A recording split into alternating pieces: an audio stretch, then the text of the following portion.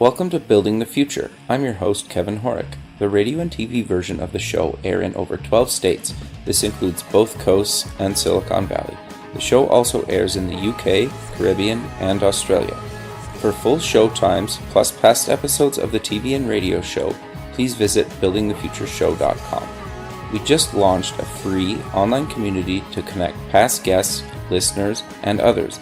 This community will allow you to network, chat on Slack, or get help with anything else, and a lot more.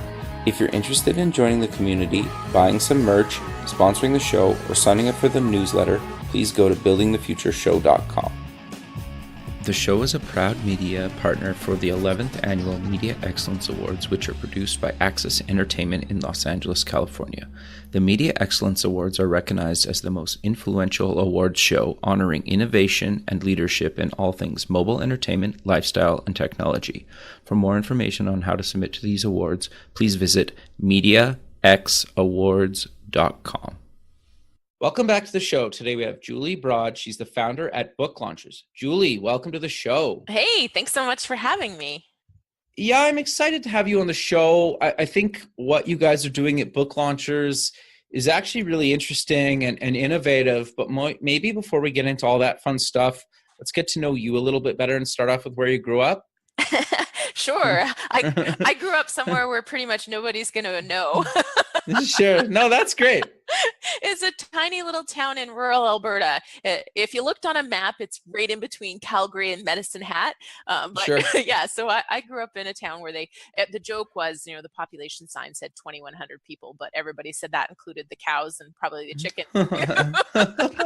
Yeah, but I think that in itself, like some people think that just because they grew up in a small town, they don't have, the opportunities to actually, create something or build their business or move to America. Like there's a million, right? Like I think sometimes people get kind of trapped in that. And I think, some people are happy staying in a small town. Some people want to move out of it. And, you've obviously kind of moved around a bunch. But you went to university. What did you take and why? So that's actually kind of funny because I went to university and took business school. But Okay. growing up, I was always drawn to writing, but people always said, oh, writers don't make any money. So of course I went into business. Well, there's nothing wrong with that. Yeah. So was there something though that other than that, was there like something that got you interested in business, or you were like, I should probably just get a business degree? Well, I always kind of saw myself in the future as running my own business. Gotcha. My parents ran a small motel on the side of the highway. If Okay. anybody's ever seen the Vin Diesel movie, Knockaround Guys, I think is what it's called. That's actually filmed in my parents' motel. That's cool. Yeah, so you could kind of see what that was like. So they always ran their own business. So I guess in my head, I always kind of figured I would eventually do that. So business school made sense from that regard. But the funny part is, I went back to school and did an MBA. So business school Okay. wasn't enough. I went and did a master's in business too. But I took finance and real estate. And Okay. like again, the furthest things away from being a writer that you could possibly be. Sure. Well, but I think, and once we get into Book Launchers, I think like, yes, you can go to school to be a writer, obviously, but I think anybody can become a writer, right? And doesn't mean you're necessarily the greatest at it. You could put your own books and kind of publish content online, and I encourage people to do that. So I think it's interesting, right? So what made you kind of want to go into kind of real estate and finance? Money, really, truly. Like I was Okay. driven by, what can I do to create more financial security and options in my life, and it was driven by the desire initially to make six figures. For some reason, I got this in my head that I had to have a six-figure salary, and so Sure. the MBA was the fastest way to get there. And everybody always told you to work on your weaknesses, and I heard this a lot. Work on your weaknesses, and anything kind of writing related came naturally, and anything I had to memorize was really easy for me. But math Interesting. and accounting and finance was was painful. So I was like, well, I got to get better at this. So that's what I did. Interesting. So I hated my MBA because I took courses that I did not like, and I really had to struggle through them all. Wow. It was not an ideal thing to do, but it does provide a basis for a lot of the books that we're working on at Book Launchers, because a lot of financial planners, a lot of real estate people are writing books, Sure. and they should be. It's good for their business. So I have a really solid foundation when I'm looking at their book. So that part's worked out really well. No, that's interesting. So I'm curious, now that you've been through the MBA and you've kind of been doing your own thing for a number of years, do you agree with that advice where you should work on your weaknesses, or should you have focused more on your strengths and just got better at that? Yeah, I honestly, I have a new son, and I look at him and I'm like, I hope he always pursues the things he's good at and just becomes the best in the world at them. Sure. I really think that that's the best approach, because you can hire people who are phenomenal Exactly. at something else, and you just be the best at what you're really good at and what you love to do. And I think that sets you up for a much happier and more successful life. No, I 100% agree. And I think that's always kind of, I've heard that too from people. And it's just like, that's never really made sense to me. It's almost the same to me as like, I am not a morning person. So when somebody's like, the 5 things you should do every morning, and I'm like, that's not me. Like, I'm not going to, I can't physically change that. Like, I always find those kind of things that are counterintuitive to how I am always a challenge to actually adopt. And I just kind of like forget about it. Right. So it's interesting to have other people that have kind of been through it, say kind of the same thing, that they wish that they maybe would have just followed what they were good at. So I think that's interesting. But walk me through, you get out of school, you've done a bunch of stuff. Walk me through your career kind of up until Book Launchers. Yeah, so when I graduated first of all, when I graduated from undergrad, I took a job with Kimberly Clark Canada, selling Huggies and Kotex and Kleenex and all that Okay. fun stuff. Interesting. And a few months into it, it was actually a really, really fun place to work at the time. There was lots of sales meetings. There was lots of, just lots of fun, and really, it was really, really fun. But I just kept thinking, it's really going to be a long life of working for somebody else. And Sure. one of my coworkers mentioned Rich Dad Poor Dad, that her daughter had read it and Okay. really loved it. So I drove to the bookstore after work, because that's what you had to do in the early 2000s. Sure. Yeah.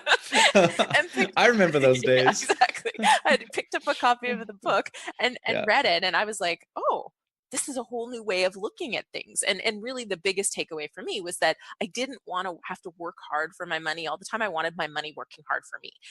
Sure. And that got me into real estate investing. Really, literally overnight, I dove in and I bought every book imaginable on real estate and multiple streams of income and all these kind of things, to figure out, okay, what can I do to make money while I'm sleeping, basically, was my goal. Sure. And that got me into real estate, which is also Okay. part of the reason why when I went back to school, because that was a side gig, right? This was a side, Sure. this was a plan B. I was still getting I was still going for that 6-figure salary. So that's part of the reason why it was real estate and finance when I went back for my MBA, because I did like real estate a lot. I liked the prospect of it. So I wanted to study it further. So that's why I took it into my MBA. So the MBA was, like I said, torture, did not like it. And the real estate that I did in the MBA was, analyzing gigantic development projects versus the single family home that I was buying, renovating, and adding a suite to. Interesting. Okay. There's a ginormous disconnect between what I wanted to be doing and what I was studying, which is also why I didn't like it. I didn't see how I was going to use this.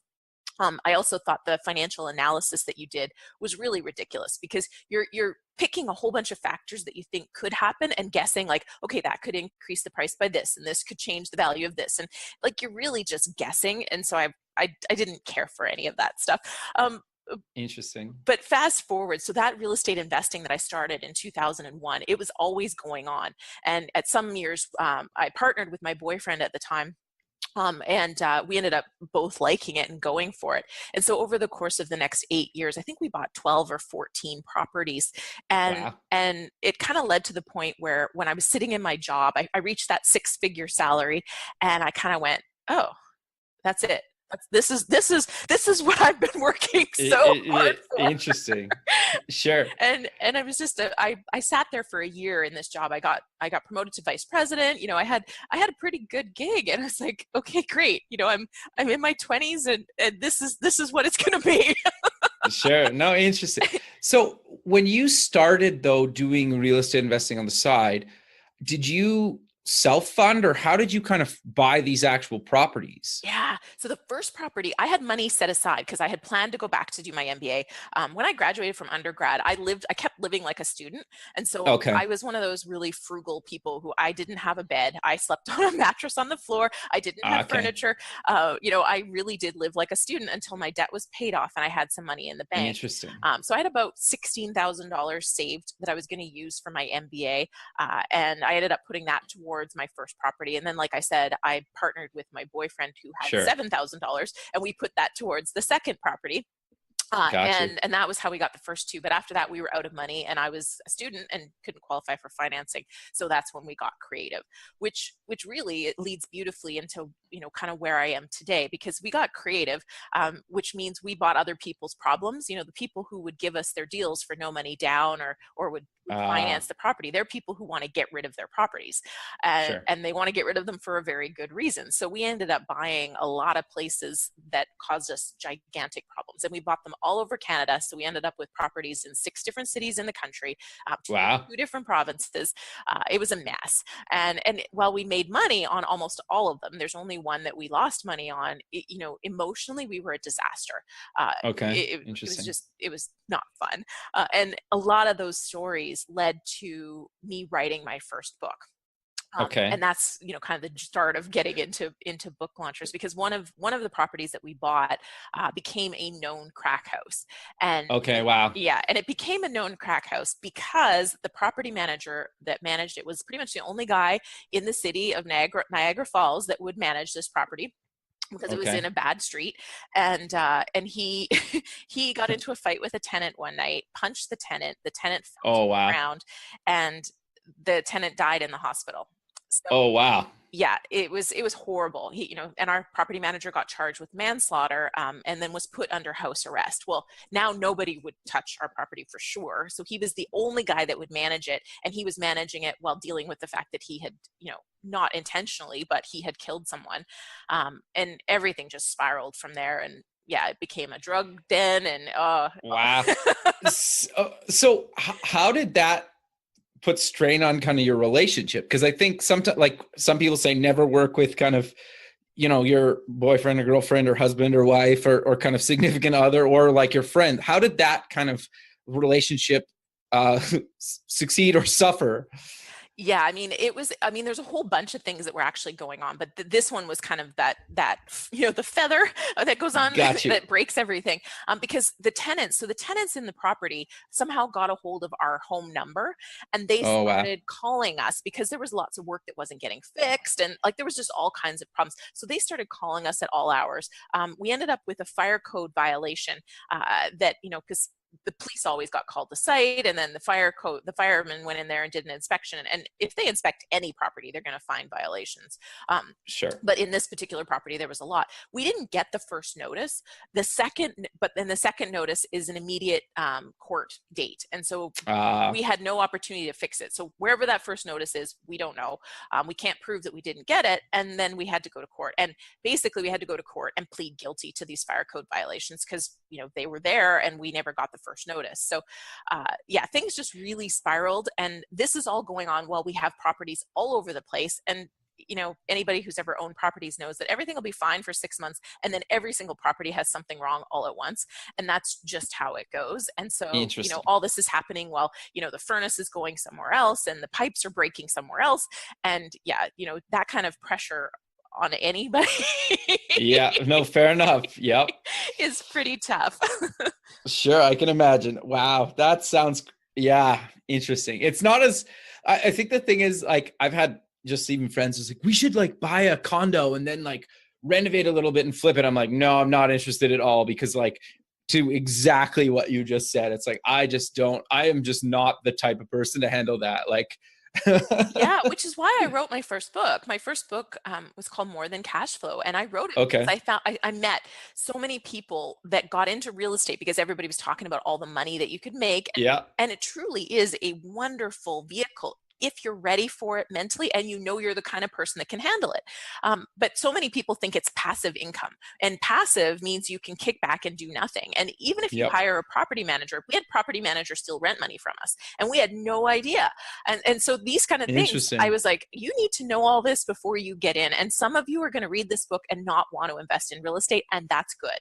Um, because those of Y- you who do will know what you're in for. And so when these horrible things happen all at once, because that's just the way it always seems to happen, you're ready. Interesting. So, what made you decide to write the book? Well, I've always wanted to write a book. Like, this is going back to Okay. when I was a kid, right? I was like, I always want to Sure. write a book.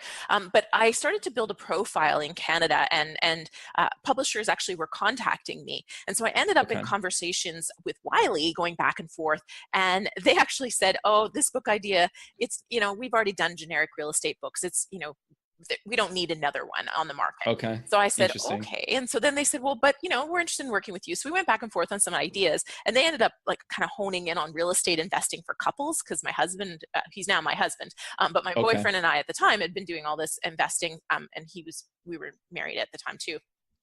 But they said, why don't you do this book? And I was like, like, that doesn't sound very fun, but whatever, book deal. So I was Okay. Yeah. really Yeah. excited Sure. about it. In the end, though, they said that I didn't have a strong enough marketing platform to sell books. And so they turned me down. After 3 months of back and forth, they actually ended up saying, no, sorry. Okay. Interesting. And it was kind of the way publishing works in Canada. Your only real option at that point is to go through a New York publishing house for the kind of book I wanted to write, and they're not going to be interested in publishing a Canadian real estate book. So I kind of was forced into the self-publishing path, which took a little while for my ego to get over, because I kind of felt like if nobody's going to care if I sell, like if you self-publish, like it feels like nobody validated you, so it's not good enough. That's kind of how I felt. Sure. And so I self-published, and the best part of this story to me is that my book went to #1 overall on Amazon. So it was ahead of Wow. the New York. Congrats. That's huge, Thank actually. you. Thank you. Yeah. Like, that's a huge deal. Yeah, I mean, it was Wiley saying I can't sell books, and then I crushed any real estate book they've ever published by going That's #1 hilarious. overall. So that was pretty fun. Did I'm assuming they knew that happened? Oh yeah, they knew. I had conversations with a couple of the people a few years later when I was working on my second book, and they said, congratulations on all your success. They were very nice about it. Sure. But yeah, at that point, I'm like, why would I ever go with a traditional publisher? Because they're not going to do what I did. So Fair. Yeah. Yeah. Interesting. Okay. So walk me through your journey of saying, okay, you have the successful book. How did you actually get it to become successful? Yeah, so that's the funny part is well, first of all, I was really committed to this book. And I think that a lot of people publish books and don't realize, even if they get a book deal, they don't realize all the work they have to do to get it out there. Yeah. It's a lot of work to write the book, but it's actually more work to get the book out there. And so you really have to mentally commit yourself to it. And I was committed. I was like, you know what?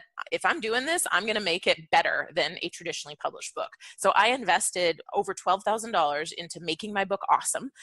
Wow. As good as it would be if it was traditionally published. And then I contacted every single person I knew and tried to find a way to work together to get the word out.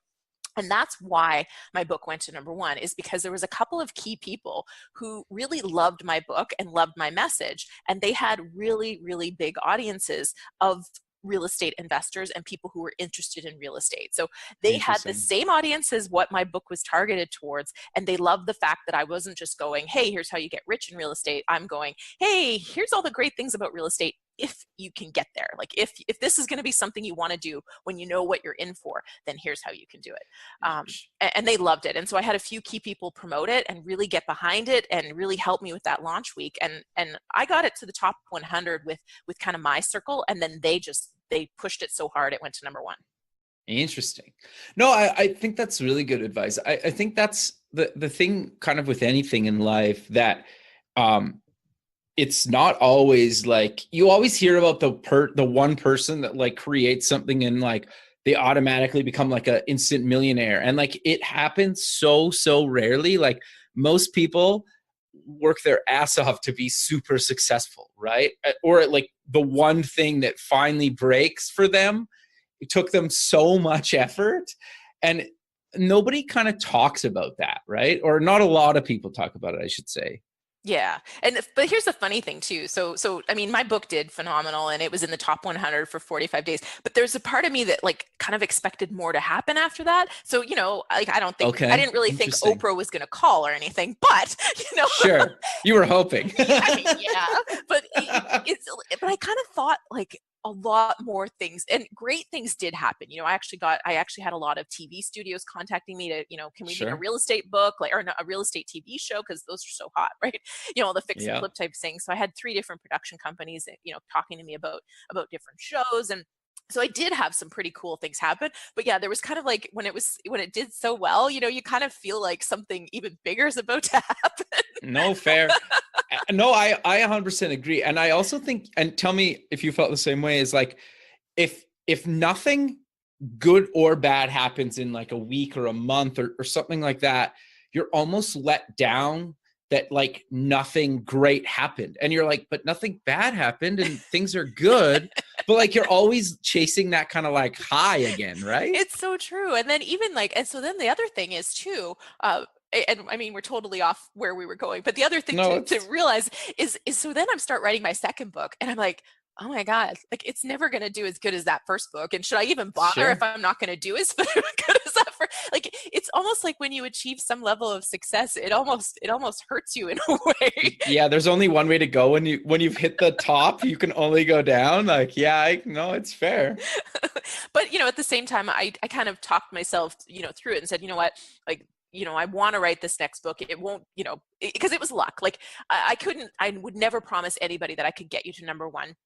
Because there's so many things that didn't happen that week for it to work out, right? Like no other big blockbuster book was launching the same week as my book.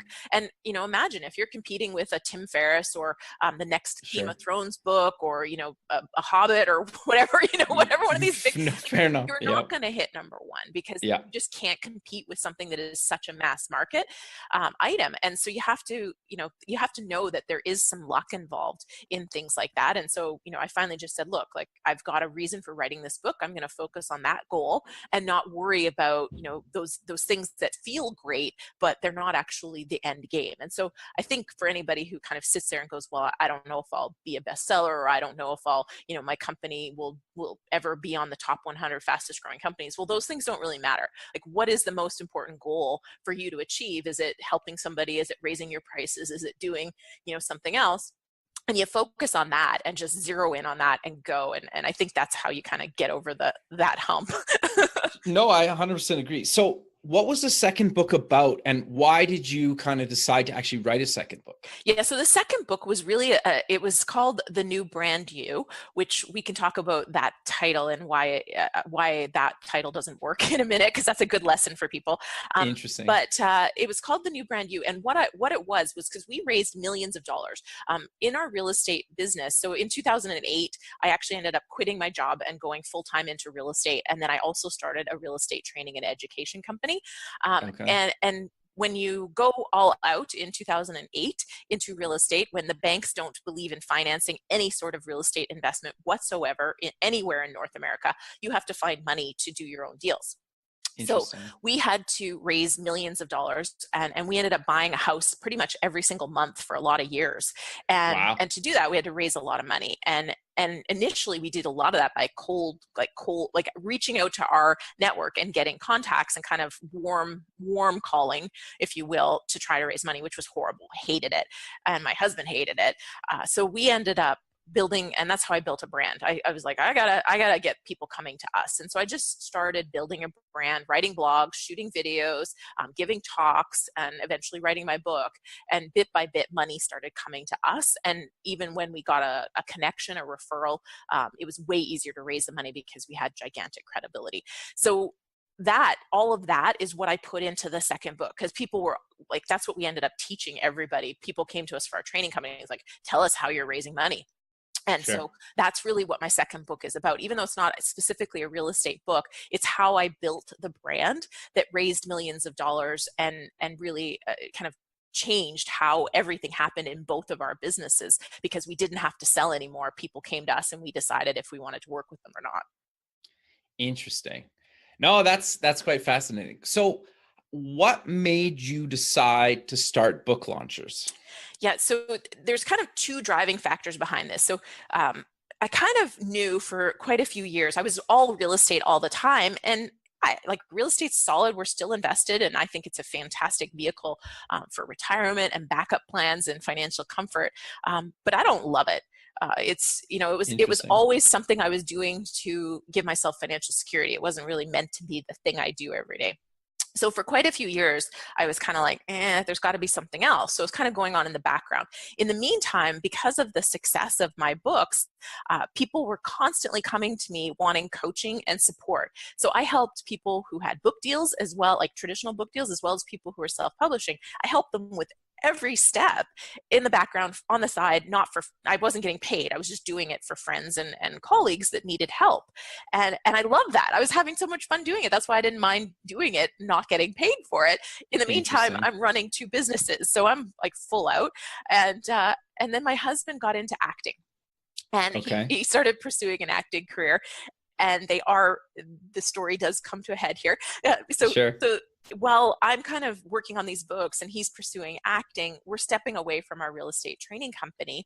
And I'm going, I need to do something else, something new, because if you're not fully invested in the real estate training company, I don't want to do it alone. And so I kind of went, I need to help people with publishing books, but I knew I didn't want to coach and teach them. I wanted to do it for them or do a lot of it for them because I knew from myself doing it, that it was a gigantic effort to do it all myself. I hired people, but even just hiring all those people was such a pain, vetting them and then hiring the wrong people and having to hire somebody new and pay somebody new to do something over. I thought I just need to have the perfect team to work with people like me and help them publish their book and then help them market it at the end, because there's all companies in the middle doing all the different pieces, but there really weren't very many companies coming at it from what's your goal? Let's help you create a book that's going to help you achieve the goal at the end. And by the way, we're going to help you get those speaking gigs. We're going to help you land those podcast interviews. We're going to help you do all those things you need to do to get your book out there. Interesting. Okay. So how did you go about kind of actually launching this and actually going from kind of doing this for free to creating a business around it? Because that's a tricky transition. It is a tricky transition. And part of what made it difficult and better at the same time is I moved.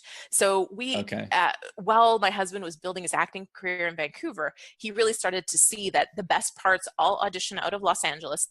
And he also really loves comedy, and there's almost no comedy filming in Vancouver. There's a decent improv scene, but there's just not a lot of comedy. So if you want a comedic role, you're going to get a commercial. That's basically what you're getting in Vancouver. So I could see that he really wasn't going to get the career that he wanted in Vancouver.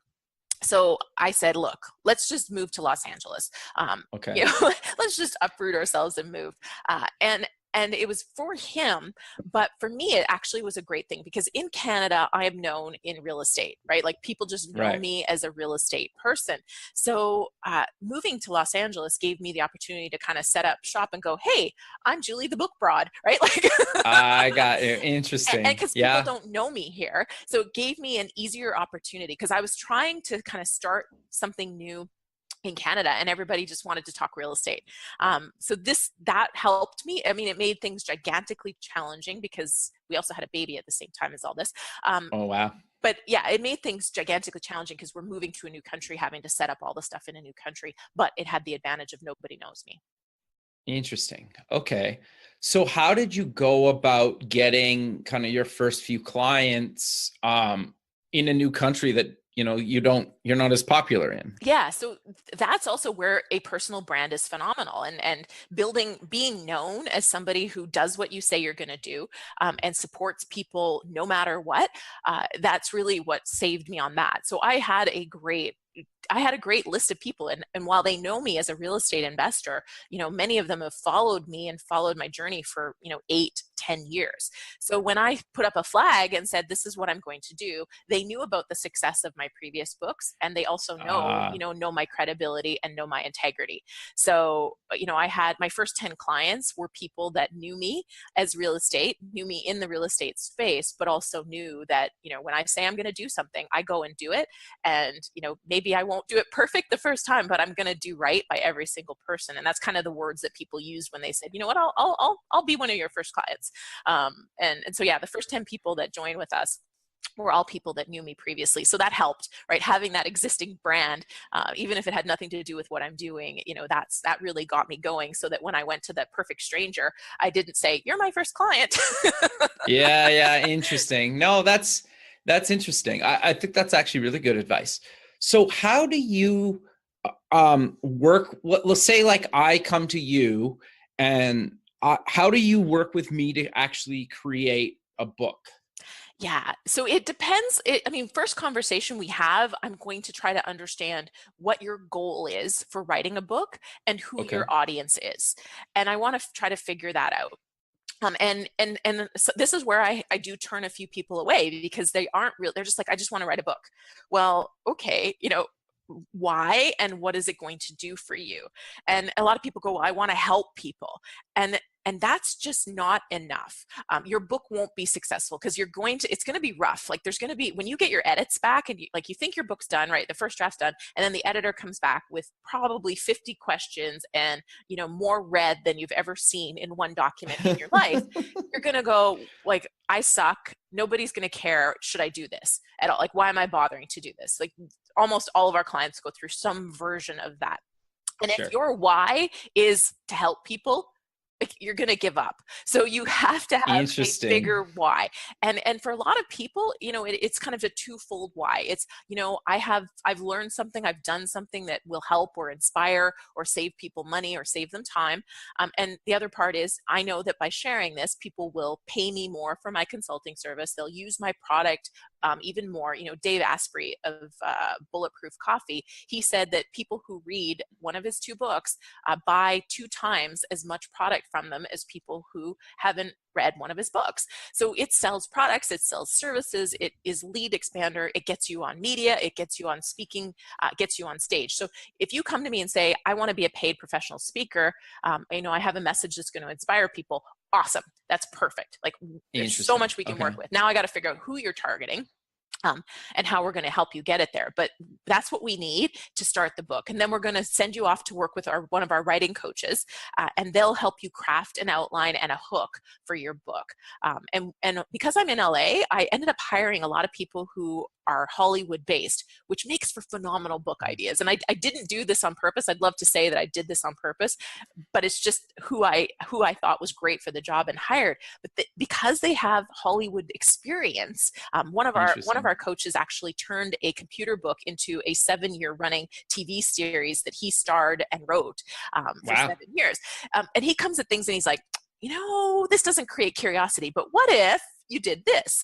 And so it's really cool because he turns boring subjects into stuff that people are going to talk about and are going to share and care about. So yeah, that's where it starts. And then we work with you to either, we have a ghostwriter who will write it for you, or if you want to write it yourself, we have coaches who will coach you through it and support you through writing it, even if you're not a great writer. A lot of our clients actually speak out. They get the outline and they talk it out, get it transcribed, and then our editors kind of massage it from there.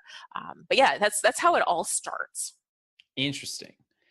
And how long does it roughly take? I get that there's a million factors in there, but kind of on average, is it like months? Is it a couple of years? How long does it kind of take for me to actually go from kind of contact to actually holding, either the physical copy or the digital copy? Yeah, I mean, it really does vary, even more than I expected. But it's Okay. it's lining up to be somewhere between 9 to 15 months for Okay. most people. Book length, your dedication, how many hours you put towards it, how you handle Sure. that slump after it comes back from edit. Sure. Yeah. those are all Fair enough. those are all factors. Obviously, if a ghostwriter writes it, it goes way faster because Sure. they're writing it, not you. But yeah, it does vary. But 9 to 15 months is a pretty good framework, and that also includes time leading up to the launch. Because a lot of people, and this is a mistake a lot of people make when they self-publish, their book is done and they load it up to Amazon like the next day. And Okay. and you can do that, like it's actually physically possible. The problem is it gives you no time to get review copies, to line up your media, to line up speaking engagements, to line up promotions, to line up momentum around your launch. So we generally like to allow 6 weeks to even 3 months to get it Okay. all ready. And if you're in Canada, we would say you need 4 to 6 weeks minimum, because otherwise it's only going to be available on Amazon.com, and most of your buyers are going to be wanting to find it in Chapters or on Amazon.ca. So international Sure. distribution takes longer. So you basically are forced to wait anyways. Interesting. Okay.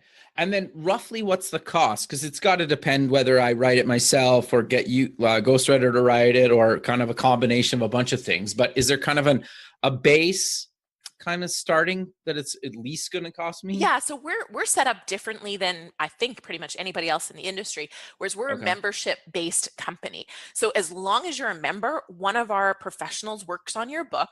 It means the faster you go, the cheaper it's going to be.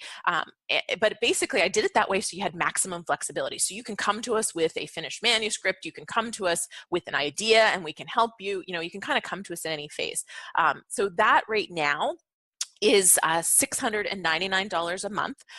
Okay. And like I said, it's about 9 to 15 months. So it works out really quite affordably, especially if you've started to price out all the professionals that you hire. Like I said at the beginning, my first book, I spent $12,800 to hire all the people to have a book that was the same quality as a traditional published book. So it's really great value. And I say right now, because I don't know when people are going to listen to this, but we're definitely Sure. raising prices because we're not generating enough revenue for the costs that we have on the back end, because it is so expensive to have really awesome people working on Sure. a book. But yeah, ghostwriting is an add-on, but otherwise everything is included. And ghostwriting, it depends on what you want. Like we have what we call a writing assist package. So somebody can just write part of your book, or write up to 30,000 words for you. And so that's a $6,000 add-on package, which a lot of our clients love, because they have material already existing on their blog, and so they can give it to the ghostwriter, and the ghostwriter for a pretty low cost can turn it into a full-fledged book. And then we have full-on ghostwriting packages where they'll interview people for you, they'll interview you, and they'll write your entire 50, 60,000 word book. Interesting. Okay. No, that's quite fascinating. So you mentioned kind of about promotion and kind of launch. How do you kind of work with somebody to actually help them kind of promote and launch their book? Yeah, for sure. So it does depend on the goal. So Sure. again, that's kind of Okay. where we focus in on what you're trying to do. But we have people on our team who are going to help you kind of figure out where you're going to get the best bang for your buck, because there's 100 ways to market your book, but it's the 80-20 rule. There is Sure. kind of 20% of the activities that are going to generate 80% of the results, and that's really what I found for my book. Actually almost 90% of the results came from just my network and really leaning on my network strongly. But we have people on the team who, one of the people on my team, she's worked as a speaker's agent, booking people for 10 years. Oh, wow. And her previous job was working just for one author, managing his speaking career. And she booked him for I think she said he was on the road for 270 days last year. Wow. And so she's really good at getting people speaking gigs, as well as pitching them for media and podcast interviews, because that's what she's been doing for the last 14 years. Wow. And so we'll partner you with her, and she'll do, depending on how we work together, she'll do up to 10 pitches a month. or more if you want to upgrade into, like a full-on, like, I want you to be my agency type arrangement. But most of our clients are going to plan the launch. We'll get everything set up social media wise on your Goodreads. We've got copywriters who write all the copy. We help you plan a launch party.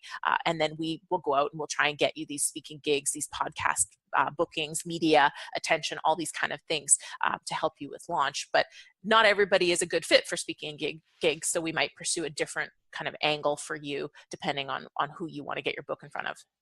Sure. So if I have a book already done, can I basically use the back half of your platform to kind of help me kind of just promote, or maybe kind of put a little bit of maybe customizations into the book, or do I kind of have to come in at the beginning or the pretty early stages?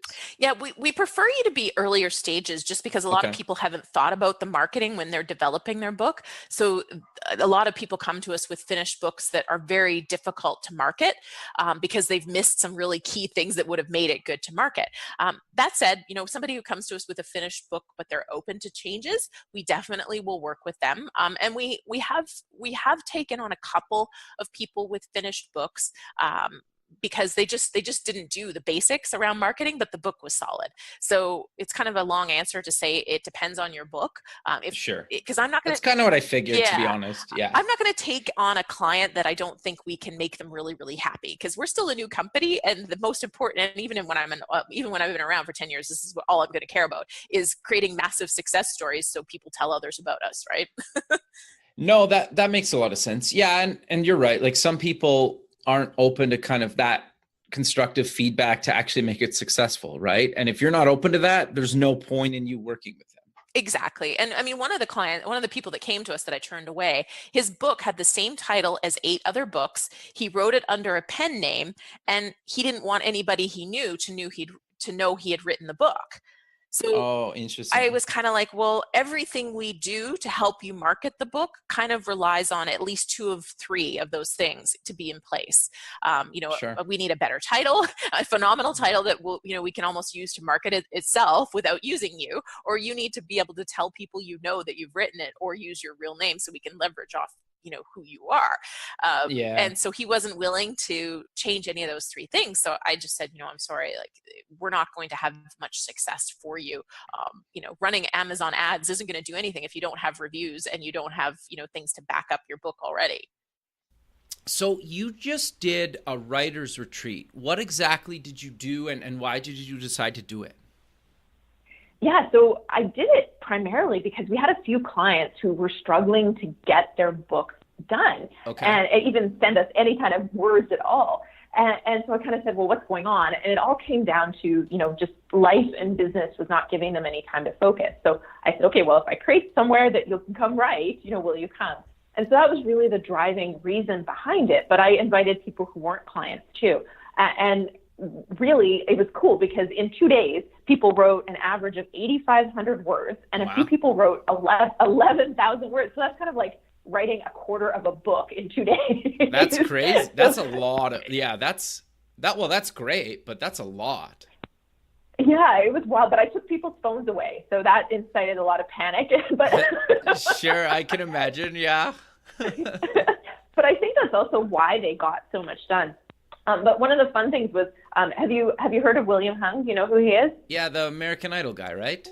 Yeah, exactly. Okay. So he's one of our clients, and it was funny because he's exactly like, if you've seen him on TV, he's exactly like that in person. And he kind of inspired everybody in the room, which I think also brought out a lot of, good writing, because he was the first one to volunteer. Nobody wanted to tell anybody else what their book was about. Nobody wanted to share their outline. But this guy has no fear, which is how you can audition for, American Idol, because you're like, hey, this sounds like fun.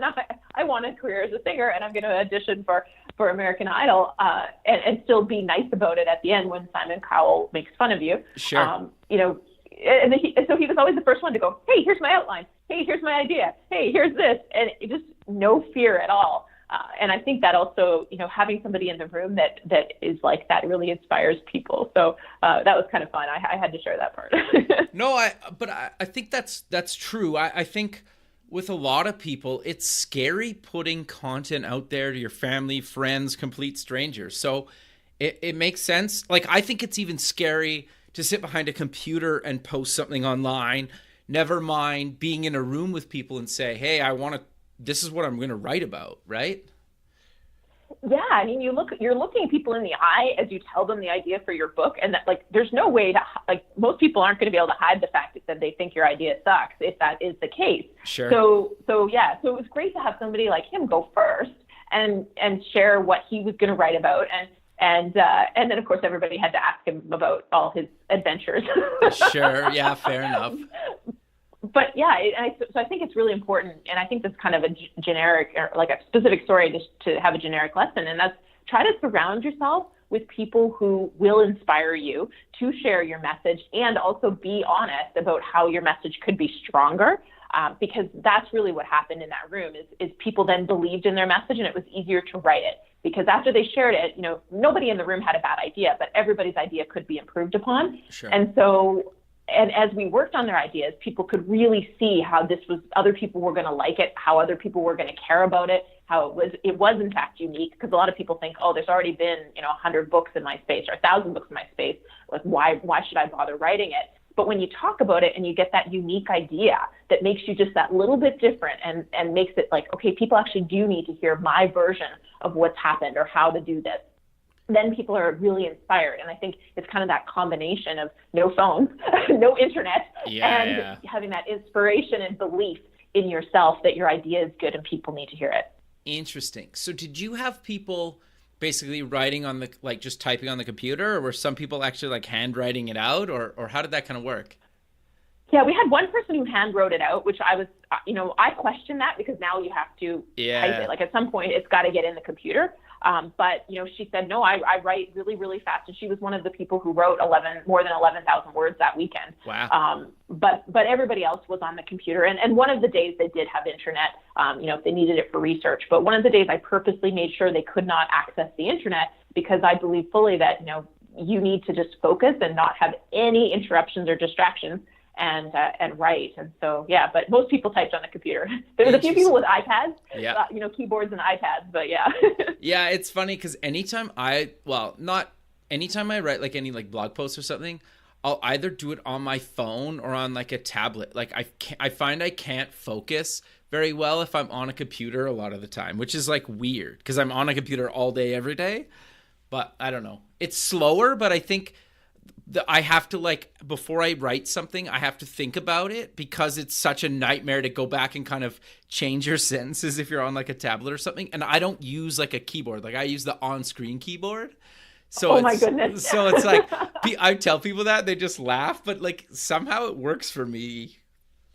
I edit it on like a real, like on a laptop and then, with a keyboard, but just when I get the first kind of draft down, I just like bang it out as quick as possible on like a tablet or phone. And I think that's good. Like, what works for you. And I think a lot of people don't even play around with it, which is also kind of what we did. We played around with, like, you have to write for 12 minutes straight and you can't do anything else. And, imagine Pac-Man's coming for every word as soon as you pause.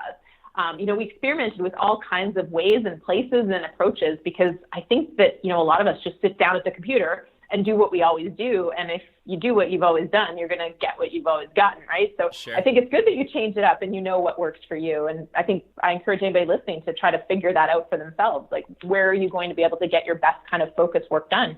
No, I 100% agree with you. That's quite fascinating. So you've done a bunch of books now. What advice do you kind of give people that are either kind of thinking about doing their own book? I think the most important thing is to know your goal, and not just. And a lot of people say, "Well, I want to be a bestseller," and that's forgive me if this is you and you're thinking that, but that's a very ego-driven goal, and that's okay. If that is like all you care about, then more power to you. You can clearly set yourself up to become a bestseller. But most people, I'm like, okay, why? And a lot of times it comes back to, well, I need more credibility because I want to charge higher prices. I want to be a speaker. I want to be on a news station. I want my own TV show. And so now with that goal, you can actually really clearly focus your book in on the audience that is most likely to get you to that goal. And you're still writing your story and your spin, but you're more likely to achieve the result you want when you start with a very clear goal. Makes sense. Okay. So what about to people that are looking to maybe self-publish their book? Like, what advice do you kind of give them if they don't use like a platform like you guys? Yeah, I mean, anybody can self-publish now, and it's the greatest thing and the biggest challenge, because a lot of people, you can self-publish without any editing, without any professionals on your team, and you can put a book out there. But the problem with doing that is that you now have a crappy book out there. Yeah. No, fair. So you have to invest in the right people. And I think even if you're on a budget, do whatever you have to do to get a professional cover and to get somebody with experience editing your book. Like, a lot of people go, oh, my wife is really good with details. Well, editing is a profession. And you wouldn't go to somebody who is really good with teeth. You'd go to a dentist, right? Yeah. No, you're right. You're totally right. That's actually a really good analogy. I never really thought of it like that, but you're right. Yeah. So I think for a lot of people, you can self-publish, and it's all like, I have a phenomenal YouTube channel that will guide you through almost everything you need to do. It's booklaunchers.tv. Okay. There's so many resources there. And so that actually walks you through, okay, do you want to use Ingram Spark versus CreateSpace? If you want to get it in bookstores, how do you do that? Do you want it in libraries? So I have all that kind of stuff there. You don't need to work with a company like Book Launchers. The only reason to work with somebody like us is if you don't have a lot of time, and you're really trying to achieve a business goal with your book. And again, you need somebody else to do all the pieces for you so you can keep running your business or doing your profession and still get your book out there. But I self-published both my books, and it's very doable. It's very possible, but I spent hundreds of hours to make it happen on top of the work that had to go into actually just writing the book. Yeah, no, you're right. It is a ton of work that I don't think people realize, no matter what way you go. It is, yeah. Even if you work with a company like us, and I always tell people this, like, there's still going to be pain involved. Like, I'm going to make it as easy as possible, but like we talked about, when that first draft comes back from the editor, you're going to experience some sort of an emotional letdown. Fair. Yeah. No, fair enough. I actually, I can't remember what I told you. Like, I got asked a number of years ago to write a tech, like, kind of book by a publisher out of the UK. And I knew it was going to be a lot of work, but I did not realize it was going to be that much work. Mm-hmm.